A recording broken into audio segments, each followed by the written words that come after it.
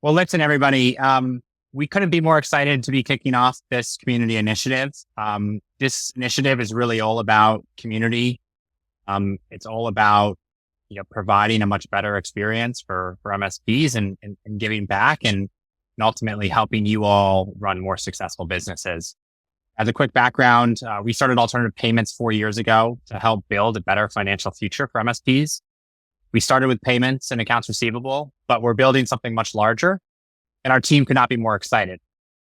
This MSP Office Hours series is really an extension of our company's goals to drive financial outcomes for MSPs, but not just through product. Again, really through knowledge sharing, ideation, and this entire feedback loop. Accounting and finance are always two areas that it's amazing, always come up as really major challenges. And so we really couldn't be more excited to kick this off with Paul McCann. I've gotten to know, and the company's gotten to know Paul for the last few years.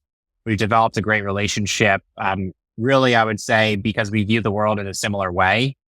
We really are focused on targeting outcomes for all of our clients and customers. And not just, selling snake oil. But without further ado, I'll turn it over to Paul McCann, and excited for you to dig in. Please, if you have any questions that come up in the middle, don't hesitate to send in anything over Q&A. We'll be monitoring all of that and want to make this as conversational as it can be to ultimately, again, drive insights, drive knowledge, drive community for all of you. So without further ado, Paul, take it away. Yeah, well, thank you very much, Baxter and Steve. Exciting to be here with you guys. Thank you for showing up. I will say I'm a little surprised that this many people have shown up about talking about accounting, and I will try to keep you guys awake the whole time. That's my personal goal here, and I won't say anything about the fifth inning of the World Series last night. So we'll keep everybody keep it on the up and up. Accounting is fun. Well, yeah. A little bit about me. I'm a CPA. So I started RedEarth CPA about right at 7 years ago, and I knew that a few things about where I was going and where it come from. I'd been in a tax practice. I've been in a large CPA firm, spent some time in a few different backgrounds, but really what defined more of where I was coming from is my wife and I lived down in South America for 4 years, and I was a microfinance specialist. And that's a very fancy way of saying that I went around and formed savings groups with the organization that I worked with. And through those savings groups, people were lending to each other, and I would teach a educational course, an educational appropriate business course to local entrepreneurs in the Amazon jungle basin of Peru, a town called Pucallpa. So people often wonder where RedEarth CPA came from. RedEarth is a play on that relationship there between Pucallpa, which is a Quechua word, which means red earth or red dirt. And so I ended up naming my firm 7 years ago, or when I started, I ended up naming it. It's a tribute back to that time. So I've spent a few different times. So there's really more of a transformative time in my life as I worked with some people who were some entrepreneurs who were down to about $1.50, $2 on average a day earnings, and creating a system there. And it was a lot of fun. I mean, it was extremely difficult. Fun is probably not the word I would use to describe most of the time, but at the end of it, it was, I think we ended up starting 14 savings groups that had saved, thousands and thousands of dollars, and had, just great results for their members. And as I looked at how to start, or what kind of firm that I wanted to start, I wanted to be highly valuable to the people that we serve, and looking for the outcomes, as Baxter mentioned, making sure that we're trying to drive success in a very particular way for our clients. So that's really kind of the principles, some of the ideas behind it. As Baxter and I was talking about where we like to go and what we're about, it's I don't view accounting. One of the reasons I don't talk that much about accounting is, one, I do want to keep you awake, but second of all, accounting is not about it's really not accounting. The way I view accounting is can we get your company to be successful, and what is standing in the way of doing that? Accounting is one of the accounting and finance portion of your business is one of what I would call the three legs of your stool, which or the proverbial business stool, where you have accounting, finance, operations, and marketing and sales. And as I've worked with MSPs, you don't go into business to be in accounting. The entrepreneur does not go into the business to study their financials or to balance debits and credits and reconcile bank accounts. That is the absolute opposite of most entrepreneurs or what they want to do. And as I wanted to start a firm, as we've started a firm, our firm is about empowering success and moving people along that, strengthening that area of the business so it can move away from having a job to having a business, and these systems then are supporting your sustainable growth of the entrepreneur. I want to talk also about the accounting it does, the word is just is boring, right? It is a boring phrase, and it is. I once had somebody say, "Aren't you concerned?" When I said, "Well, something wasn't cool," and she goes, "Well, aren't you concerned that that's not very cool?" I said, "Well, at the point where you go into studying a CPA, you realize that you're just not going to be very cool, and that's it."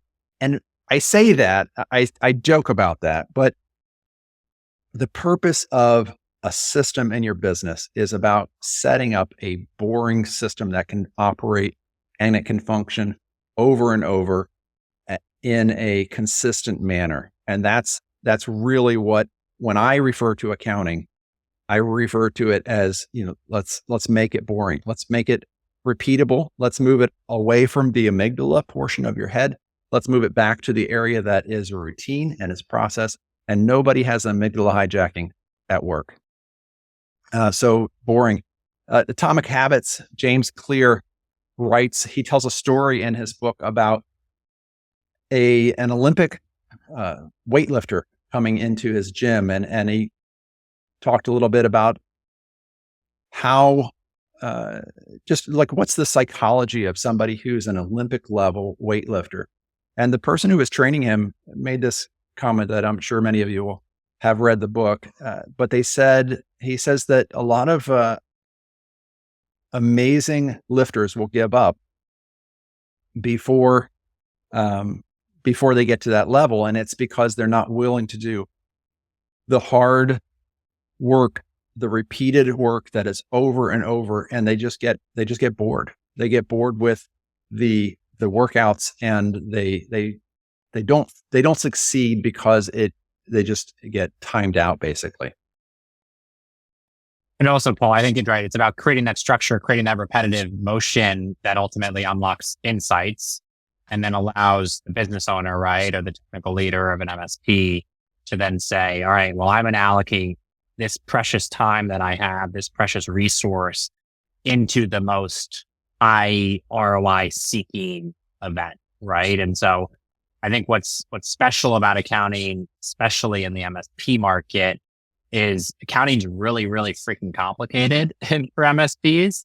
But if you can get it down and you can really understand what's the gross profit of this piece of hardware or this license or this, managed service, whatever it may be, then you know how to allocate your resources or your team's time appropriately to then hopefully bring in, a lot more of that, right? It's like no different than, hey, I really like cheeseburgers over pizza, and so I eat more cheeseburgers.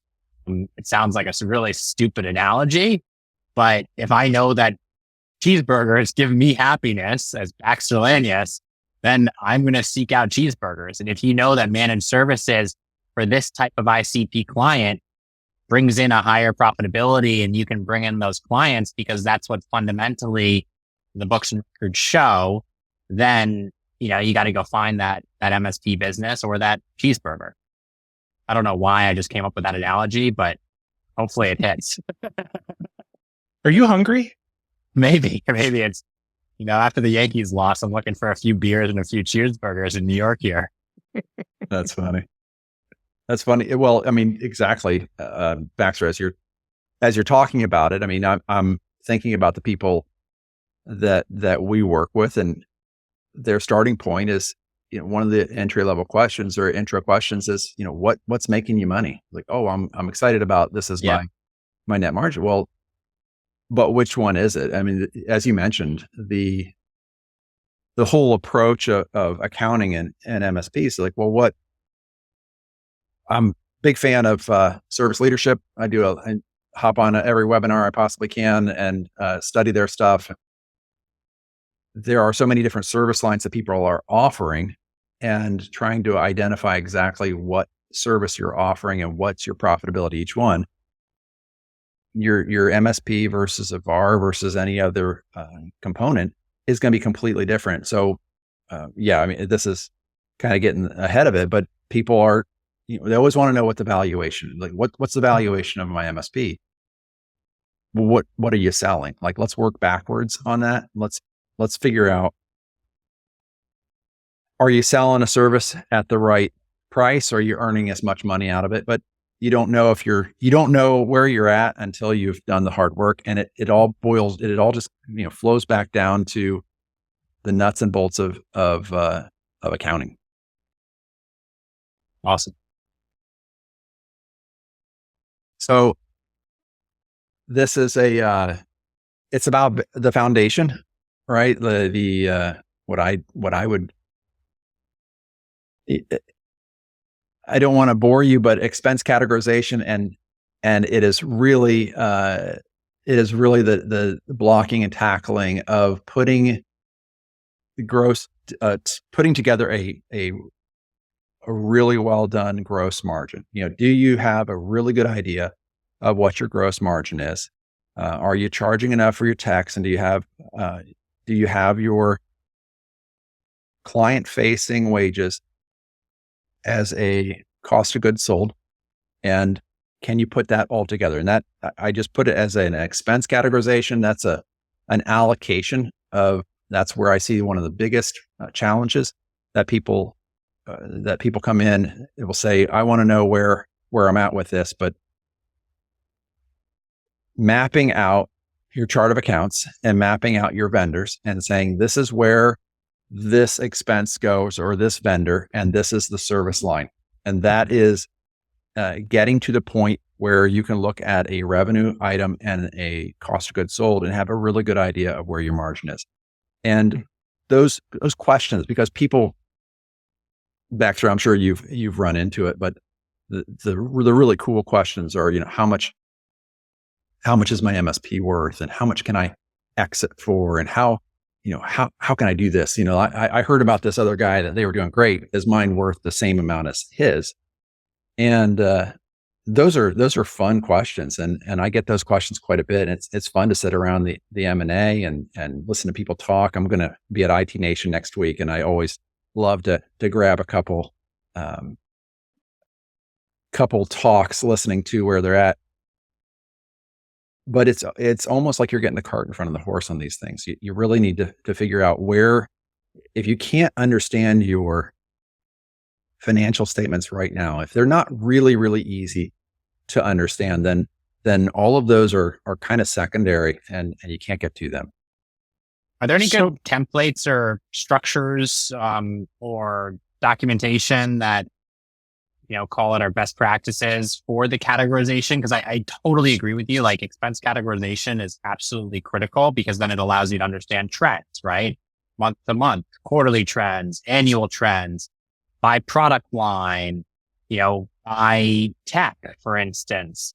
And you can pin down on those fundamentals to then ultimately generate insights, which then allow you to kind of have the maybe more fun conversations. And that's, I think, a little bit of the journey. But what are there resources that MSPs typically can lean on to really pin down that expense categorization? Yes. So the gold standard was the chart of accounts from service leadership. And the first time I downloaded that several years ago and was looking through that, I was like, well, where's the bottom of the chart of accounts here? It's 5 pages long. It's got every bit of detail, and people's eyes just kind of roll back in their head as the level of detail. It really is the gold standard.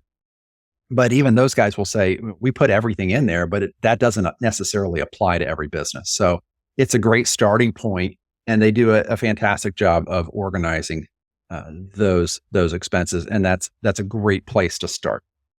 People seem to take that and pare it back quite a bit. ConnectWise has their own as well. They'll steer people. I see some people who have done a really nice job of putting those together when they started out working with their ConnectWise consultant years and years ago, and putting those in a format.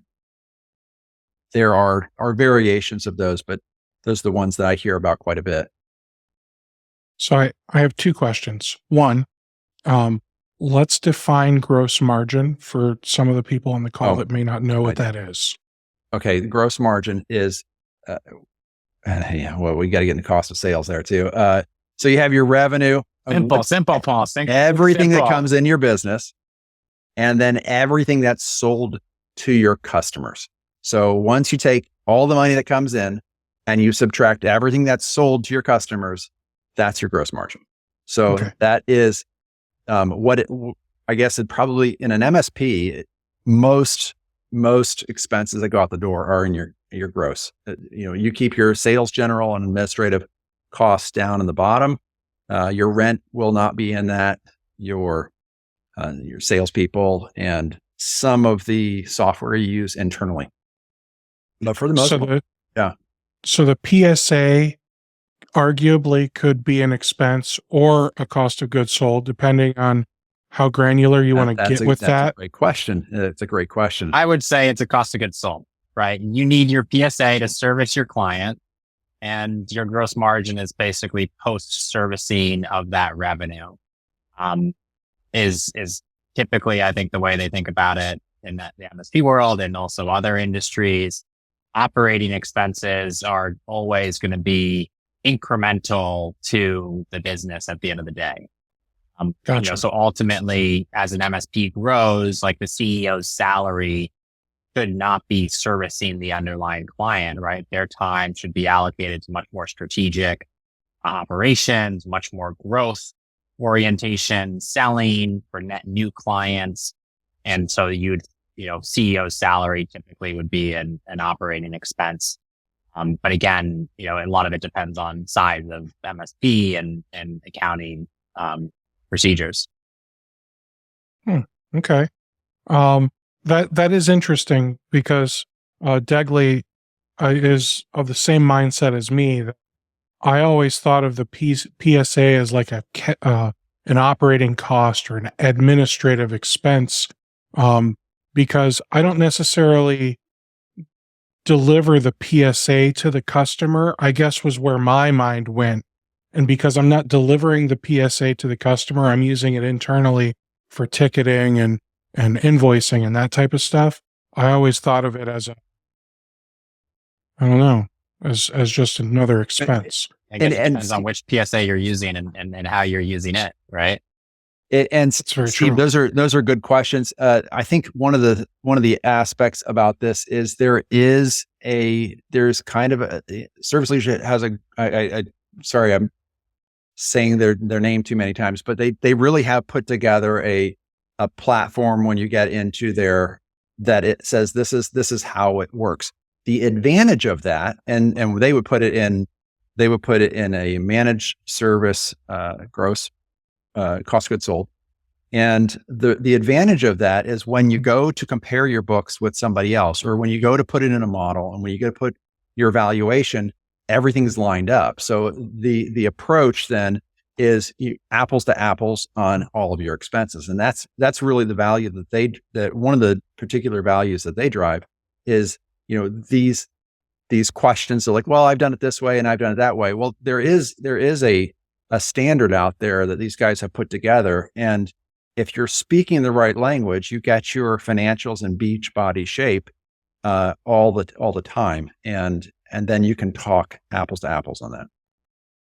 Yeah. And I think Barack had an interesting point, right? A CEO salary is labor COGS, in my opinion. It all depends on how much time the CEO is allocating to direct labor, right? If the CEO is allocating time to the clients to fulfill that revenue, then certainly the CEO's salary should be in cost of goods sold. I'm just looking, I shared a PDF for the service leadership information chart of accounts. And on page 21, just as a reference, there's direct labor wages COGS. This COGS line item is designed to capture the wages expense, salary plus any bonus plus commissions of the technical professionals employed by your company that are providing delivery of the service. So again, if you're a CEO and you're delivering a service, then certainly that allocation of time, would fit into cost of goods sold. And at the level of clients that we're normally working with, we're not, the CEO of a company with 5 million in revenue is not the same as the CEO with 50 million in revenue. And what the best practice is to say, well, 30% of my time is going to sales, 40% of my time is management, and the rest is going to whatever else. And you're going to divide that out. That's going to give you a truer picture of where your margin is, even though it's the same person's W-2. And then, there's the other thing that makes, I think, it challenging for everybody is like there's a fair amount of gamesmanship, right, that goes on, right? I don't want to allocate. You can't have this about the accounting conversation. No. It's all black and white. It's all black and white. But gamesmanship of, do you want to show higher gross margins, right? Do you want to show lower EBITDA margins? Why or why not? Are you preparing for an M&A transaction? Are you preparing for your tax filings? Do you allocate expenses, personal expenses to your P&L? There are all sorts of gamesmanship that make it, especially challenging to then put these income statements, cash flow statements, balance sheet side by side for any business to manage and monitor. One of the best gamesmanship is owner compensation. And, hey, I get to choose how much money I make. I'm not going to make anything. I'm going to make a whole lot more money. I'll just pull it out as an equity. Well, the IRS doesn't like that. And benchmarking doesn't work very well that way either. And shall we go into, sorry, Steve, go for it. No, I was just going to say, and we could get into the weeds all day long about what should be COGS versus what should be an expense when it comes to people. I do want to ask one more. Inez asked what your thoughts are on account managers or service managers, like the supervisors. Would those be COGS in your opinion, and that's the last one I want to talk about for the COGS stuff. Egley, you're only making $1 an hour, man. You got a year. You gotta up that salary. I feel like there's a right answer to that, and I want to look it up because that is one of the most common questions. That I want to look that up before I answer. How about that? That's fair. Well, Baxter, the next portion here is, as we look at accounting, I kind of start with the nucleus of let's our general ledger, and then look out from there. How do we get payroll to work really well? How do we get AP to work really well? And how do we get AR? And I know that's near and dear to your heart as well, of getting accounts receivable to be an asset of the business and not something that's just an expense. I think, Paul, 2 and 3 are copied here. I think, what's 3 supposed to be? Oh, yep. There we go. The one's AR. That was looks like that just came through. Yep. We'll just skip that one. No, it was the AR function of getting that figured out as far as the workflow is concerned. I mean, I still see a lot of checks. People are still getting a lot of checks and taking those and at worst case still driving them to a check or a bank. But that does still happen, and we always encourage our people to do as much as they can to automate that. Yeah, I mean, I think that the job's not done when the services are provided. And I think that's really kind of one of the biggest misconceptions and challenges that, we see a lot where, hey, you're providing an A+ service. Like, your service could be absolutely best in class. But how do you get paid for that service? And how do you get paid quickly for that service? Steve and I did an interesting, recording the other day around networking capital. If you can get all of your money on November 1st, let's say, and then pay all of your vendors on November 30th or December 31st, that's a tremendous amount of additional capital you have to reinvest in your business. And payment processing and payment automation and accounts receivable automation is all just about how do you get more money up front, and then you can delay your vendors a little bit to allow you to accelerate or optimize cash flow in your business and then reinvest. But again, it's an important piece of the puzzle, but I think categorizing your expenses and making sure that platform is built sustainably is also critical. Well, I mean, what you're bringing up there, Baxter, is what we see quite a bit is clients hit a big growth curve and then they run out of cash. And you're like, well, how'd I run out of cash? Because I just sold all this work. Well, you have to get, a lot of these people are bootstrapping.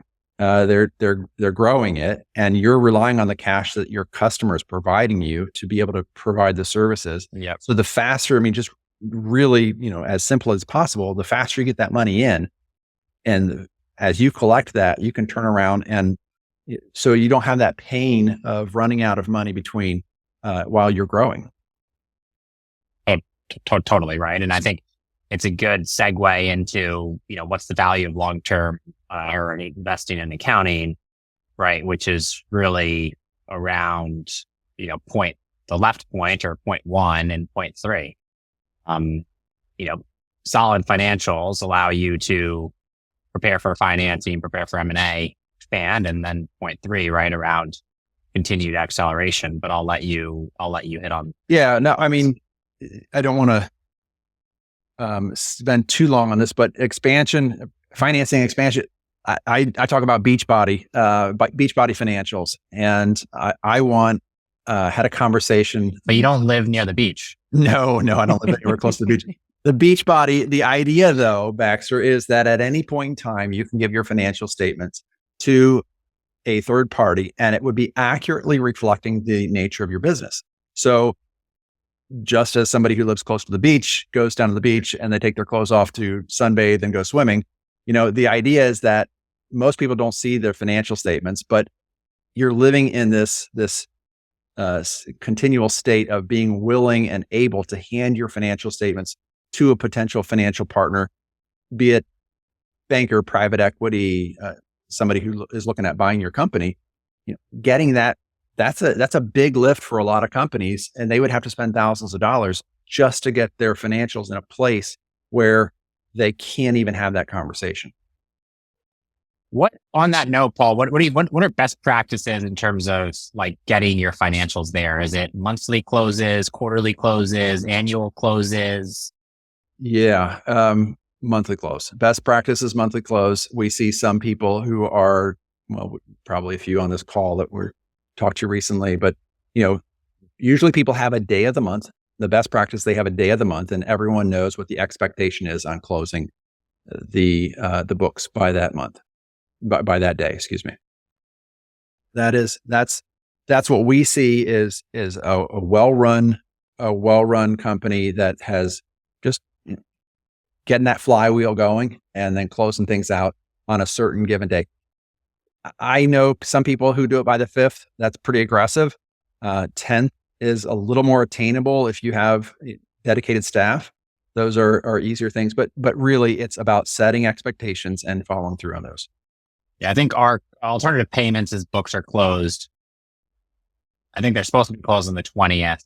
We have an outside accountant, not Paul, not yet, who closes our books on, I think typically the 30th. We probably do like one or two iterations of comments. And so our process is a little bit slower than I would like, but it's not always easy to, keep things as tight as you want them to for like a 15-day close. And that's still, if I could get most people having a close, I mean, some people live in a perpetual state of openness too. So that doesn't really get you where you want to go, or your loan has not been tied out between or split out between principal and interest until December. And then you go to do tax planning and all of a sudden, wait a second, how did I make so much money? Well, if you don't split these things out throughout the year, and I know I'm only talking to one person on this call, but that is one of those pain points that you can't get into. It's so I put the audit ready and minimize. I don't like scaring people going, oh, the big bad IRS is out there, your state auditors. That's a reality, but it's a reality just like cybersecurity is a reality when you're talking to your clients, right? Like, I don't like to camp out on that. That's not but I like to go to the carrot of keeping things looking really good all the time. Going to the gym, you're working out, you're staying active, and you have the results to show for that. One thing I want to real quick, I want to launch a poll just to see where everyone's at today. So if you guys could it should take you a minute. It's all multiple choice. There's only 57. I'm kidding. There's like 5 questions. But while you guys answer that, I want to talk for a minute about you said something, and you said you were talking to one person. I'm that person, Paul. What do you mean splitting your loan between principal and interest? Thank you for that question. I need to make sure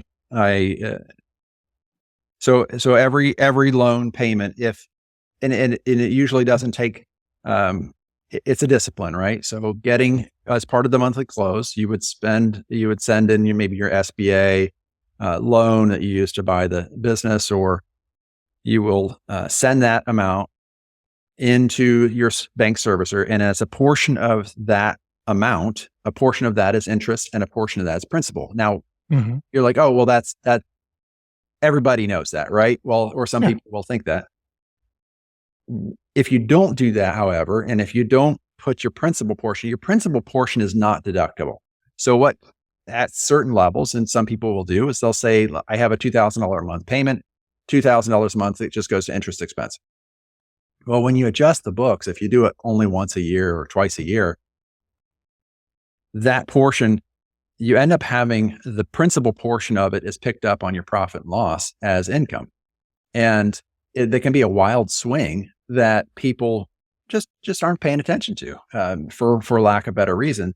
And they get to, let's see, we're at the end of October today. So tax planning really starts in earnest at the end of November, end of December. And they go in and they talk about tax planning and they say, how did I make so much money? How in the world did that happen? And it's a consequence of not having the process set up and continuing to do that on a regular basis. What do you think, Paul, are like the catch-22s for typical MSPs, like 3 to 4? Is it miscategorization of principal and interest? Is it, what are kind of like the high level buckets? The biggest pain, but let me strumming my pain. Or like, what should people watch out for, right? I mean, I'm sure people on this call, some people do their own accounting. I'm sure some people have outsourced accountants. Like, what are the, quick 3 items? Like, hey, these are going to have big impacts on your books and records. Like, next time you meet with your accountant, let's just ask them about these 3 items. So one of the things we ask people about, and most people have a pretty good idea of whether or not they're paying taxes on the accrual basis or the cash basis. And that I know you can roll your eyes on it, but if you toggle back, I mean, it's a good one. Well, I don't know. I thought It's this is just like, well, come on, complicated. everybody should know that. No, it's complicated. It's accrual versus it really cash-based is. accounting stuff. And if you're in a software that can go back and forth between the cash to account, I mean, if you hang out with the MSP industry, is all about accrual accounting because that's the way it should be, right? You're sending an invoice and you're receiving payment. However, my clients don't want to pay taxes on invoices they've sent, or they'll wait until January 1 to send them because that's just not. They just don't like paying taxes on money they have not yet received, and so for that reason and many others, people go to the cash basis. So I would say, Baxter, to answer your question, one of the first things that, are we tracking it in the right format? So even though you go through the entire year on the accrual basis and you're doing, we do benchmarking on the accrual basis, and we do, we will count the income when we send those receipts and count the expenses when we receive the bills, but you don't pay taxes on that. So if I were to answer that question, I would say, make sure if you are paying on the cash and running your business on the accrual, make sure those adjustments are being made and you understand that you're not paying taxes on the accrual. And if you're going back and forth there, we have a client who's probably on this call, and we have gone back and forth with their previous accountant because something couldn't be done. It was just very complicated and very difficult to do. So that, right. And so I guess, Paul, the risk, right, is if you're accounting on the accrual basis, you could potentially be significantly overpaying or significantly overpaying for. Well, sometimes people are losing money on the accrual and making money on the cash, or vice versa. So it can completely swing your perception of where you're at if you're not understanding. Look, ideally, you're wildly profitable on both. That's where we all want to be. But that's not necessarily if you're on the accrual basis and you go out to one of these vendors that I won't name, that you have to get you got to go to their website, you got to go to their portal, you got to download, and you missed a couple invoices. And let's say it's from June now. If you forgot a bill of theirs and you enter that into your accounting software and you're on the accrual basis, that impacted your profitability on the accrual. And it happens. We see it quite a bit, but those missed invoices, they throw off your profitability, whether or not you're actually paying them right now. Or another great example, right, is just for services provided, right? So you provide services, you book revenue, but actually those services are sitting in accounts receivable, which is not cash. And, I think you see this a lot, right? For an accrual basis, your books look good, but because you're not getting paid in 30, 60, or 90 days on a cash basis, you're not bringing in that revenue, which is, so what about number 2 or 3?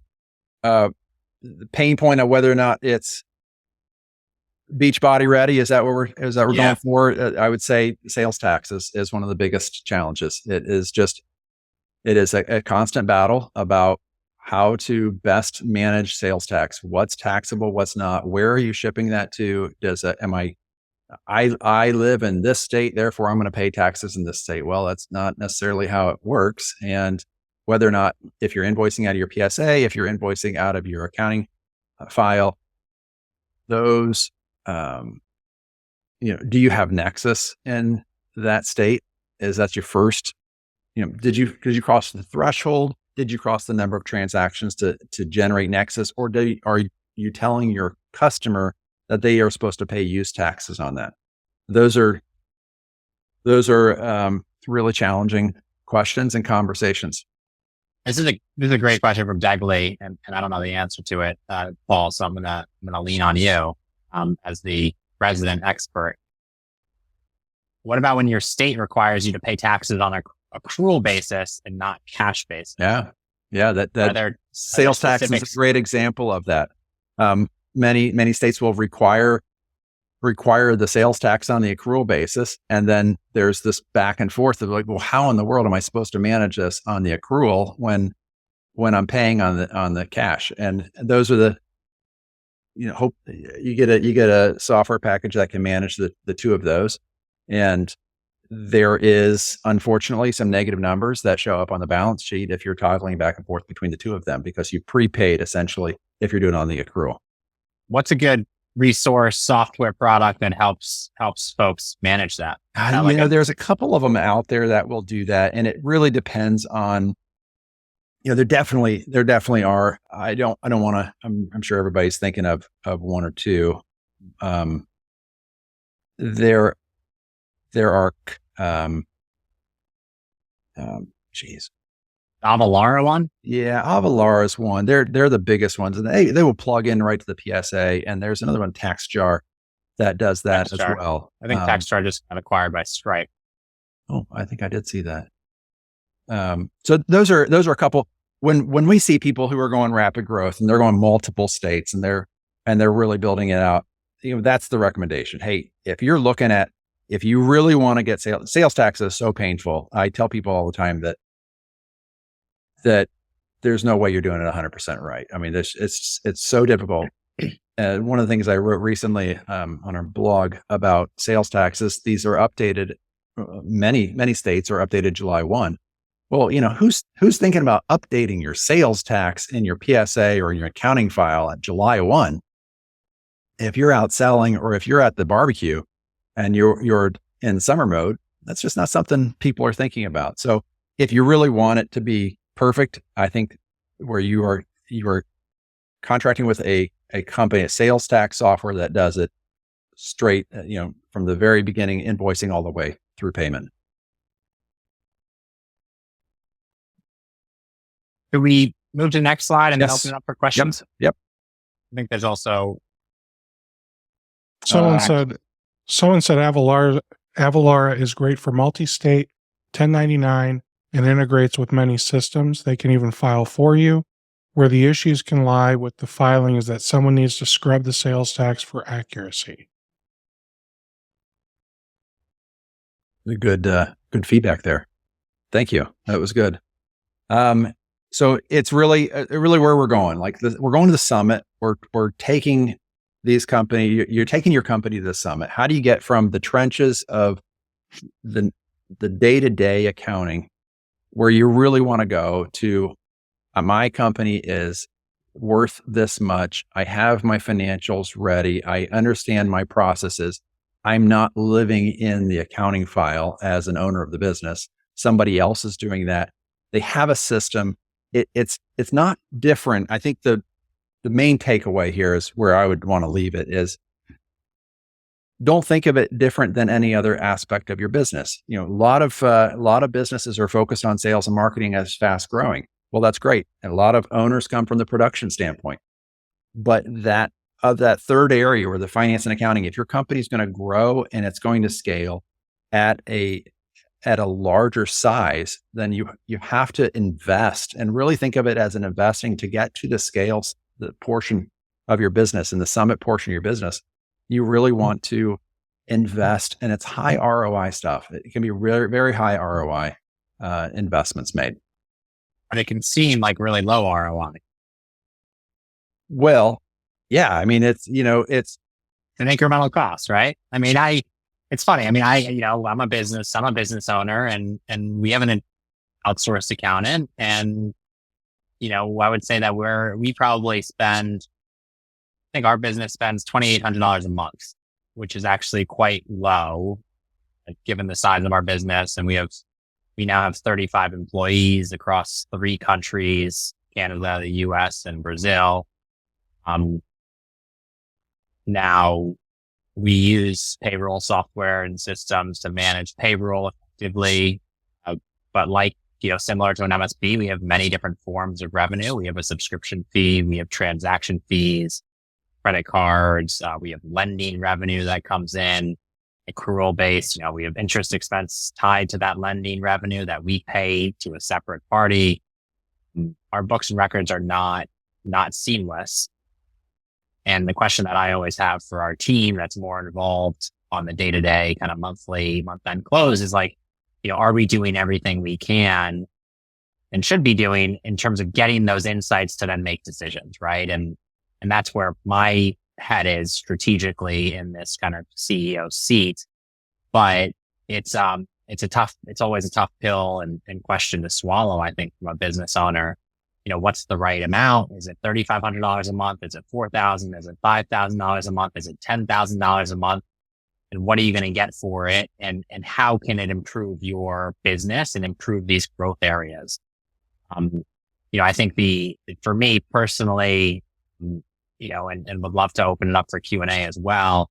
The takeaways are, one, that system and structure and GL chart of accounts is like day one, right? Like, what's the most important piece here is categorizing expenses, revenue very, very clearly. Now, where do you want to allocate those in cost of goods or operating expenses? There's obviously some gamesmanship and it's a little bit of art, not science. But when you have that structurally in place, there's obviously systematic processes and improvements that one can make in terms of closing their books faster, getting ready for taxes, et cetera. But then, I think you kind of hit the nail on the head in terms of, well, what's most exciting, right? Because once you have that platform built, once you're able to close the books on a monthly basis, subsequently, you can then start to focus on some of the more strategic, insights-driven work as to the fun where stuff. do you want to be? Yeah, where do you want to be when that's you the grow fun up? stuff. I mean, that's really, Steve nobody says. likes the boring stuff. Nobody wants to eat their broccoli. They want to eat the ice cream. And that, I live in a world where we're trying to get people to eat their broccoli. I mean, it's not, but that's not the objective. The objective is let's get to something good. Let's do the fun stuff. Like, let's get to the fun stuff. We got to go through the trenches. I like broccoli. Any questions from folks as we open it up? I mean, again, I think this is meant to be, very community driven. If you have any questions, more than happy to allocate, 12, 15 minutes here with Paul, who's obviously an expert, been in this space for a very, very long time, works very, very closely with, many different MSPs across the US. I don't know if you cover any other geos outside of the US today. US based. Really US based. So, go for it. So somebody submitted a question privately to me.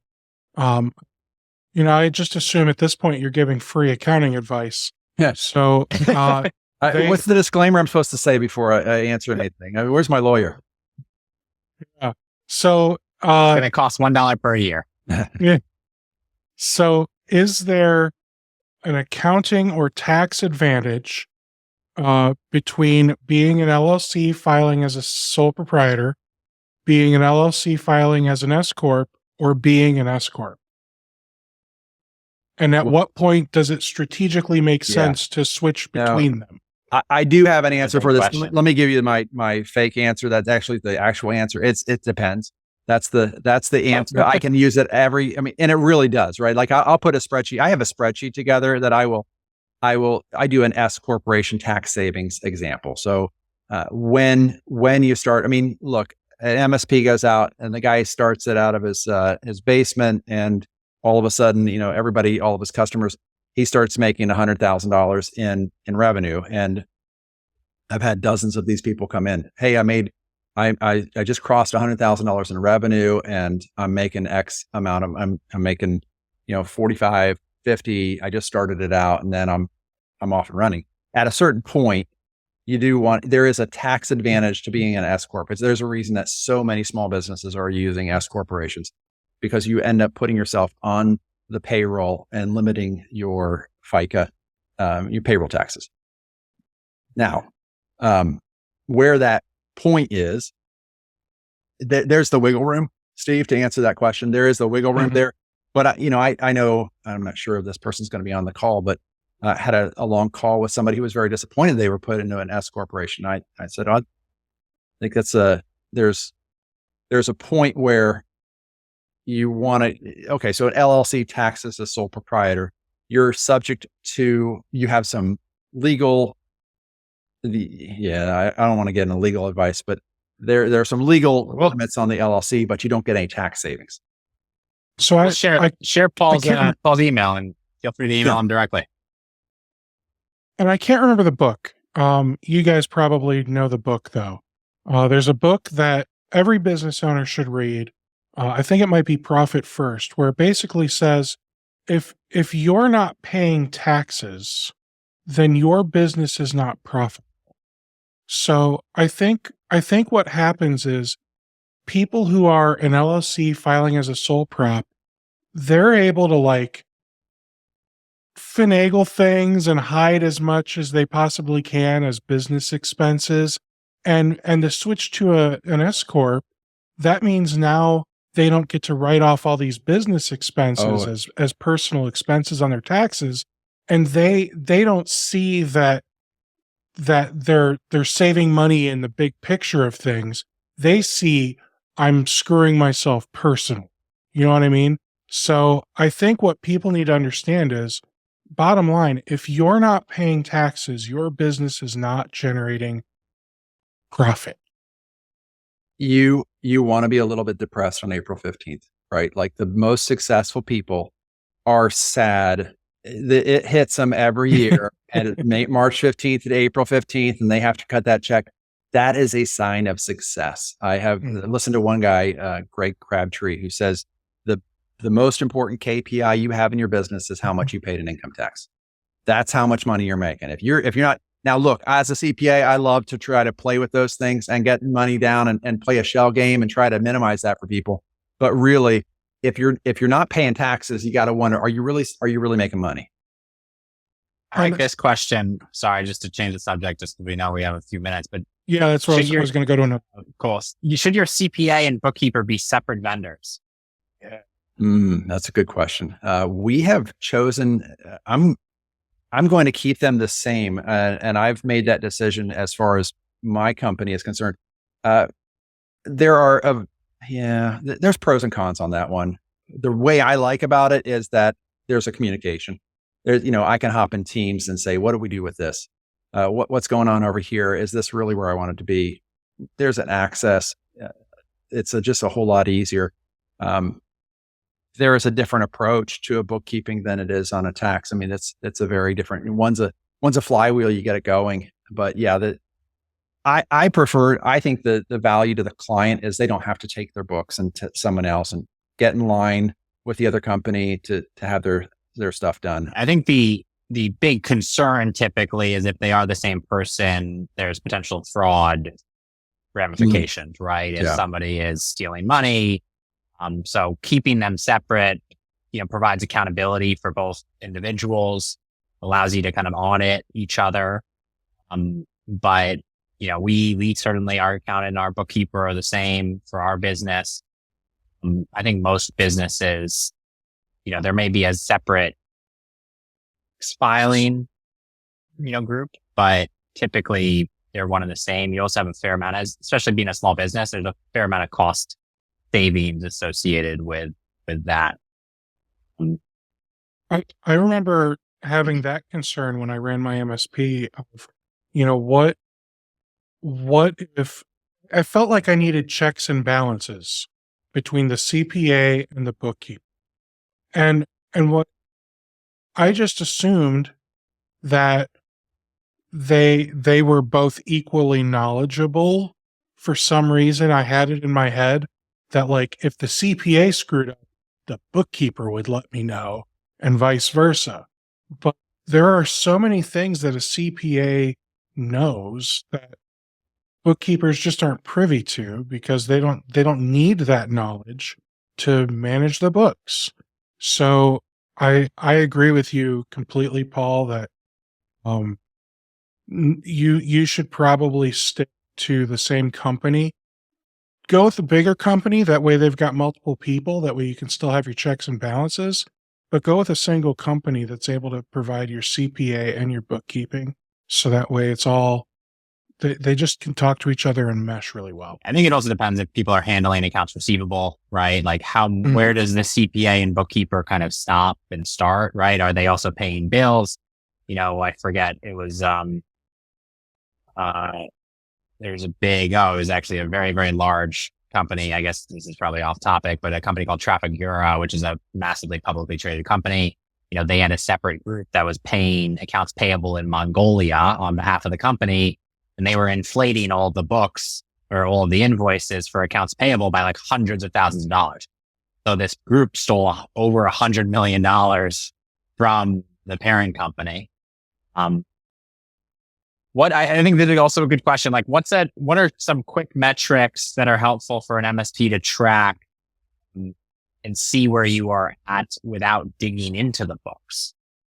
Well, one of the easiest is taking your W-2s on service-based professionals, client-facing professionals, and multiplying it by 2.5 to see how close that comes to your revenue from service revenue. That's the easiest one that people can come up with. They can take sorry to interrupt quickly, Paul. You go to your payroll provider, you download everybody who's in the tech side, right? The service providers. Even easier than that, just say, I'm paying this person X, I'm paying this person X, add those up, multiply by 2.5, and then see how closely that comes to just your service revenue. That is the best in class. That's where you want to be. If it's 1 for 1, what does that mean? Well, that is an optimal level. It means you priced it correctly. You have the right amount of service techs in that business. So it's, your service people always want more people. They always want to hire more people. So there's always a push that, well, you got to get more. We're this way because we don't have enough help. And there is, if you back into that, if you have your accounting where you want it to be, and you can back in and say, well, by our numbers, and it's just a big puzzle. You're putting together this big puzzle, but you're saying this is where it should be. This is where the best in class is. This is where we're going to hang out. And you have information that you can hand to somebody and say, no, this is why we are where we are. So that would almost imply that your service level headcount is at a 60% margin for that business, gross margin for that business. Yep. I want to know a couple more metrics, but first, do you guys provide bookkeeping services at RedEarth? We do. Yeah, we do. We provide it for MSPs, and that's really where our niche is.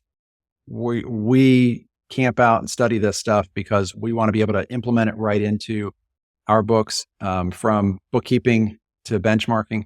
We want to take people to the summit. We have our website, RedEarthCPA.com. We have a little graphic in there, Journey to Peak Financial Performance, and it will illustrate what characteristics are of certain people at certain stages. And we put that into an assessment. You can click on that assessment. It's a 35-question assessment, and you can assess yourself. That's all it is. It's a way of looking at your company and saying, how well am I doing in organizing and investing the time and energy into the back office of my company. Mm-hmm. Very, very cool. I think I'll address these last questions, Steve, and then we'll wrap it up. I think there are two questions. One is, again, metrics. I think a metric that I would add would be days sales outstanding, right? Mm-hmm. Which is how quickly are you getting paid from your clients? Your days sales outstanding are average 20 days, then that means that your clients on average are paying you in 20 days. If they're 1 day, that means you're getting paid immediately. And then there's another question around secret sauce to bringing down the average days to pay. This is an interesting one because I typically in life think that there is no secret sauce to anything. It's just a lot of hard work. But for this question, it's all about auto pay, right? So ensuring that your clients that you're servicing have a payment method on file, bank accounts or credit cards, and you are setting up auto pay on the due date, which again brings your days sales outstanding to hopefully 0 or 1, which would be a great metric. But again, Baxter, I think you're saying that early and often on expectations as well. You're setting the expectations in the sales process that this is exactly how we work. This is how it goes. And if you don't want to be a client, that's okay. But this is how our clients pay us. Great. Want to be respectful of everybody's time. This has been a great hour. Thank you so much for joining. We will be continuing this series what is it, Steve? It's every other Thursday. So we'll be back in 2 weeks, and we're going to have a different guest with us then, and we're going to talk about picking the right accounting software. And then in 4 weeks, we've got Paul joining us again. What are we talking about then, Paul? You're gonna put me on the spot right there, Steve. I was gonna look at that before you asked me. We'll have to build the agenda in the next It's gonna be a 4 surprise. weeks. But we'll continue to dig in on accounting. We'll also dig in M&A and have a separate speaker series around M&A. Super excited. If you guys have any feedback, please share it with Steve. Please share it with me. Please share it with Paul. And excited to continue to build this community, build this network, and hopefully provide really, really high quality, valuable resources to you all.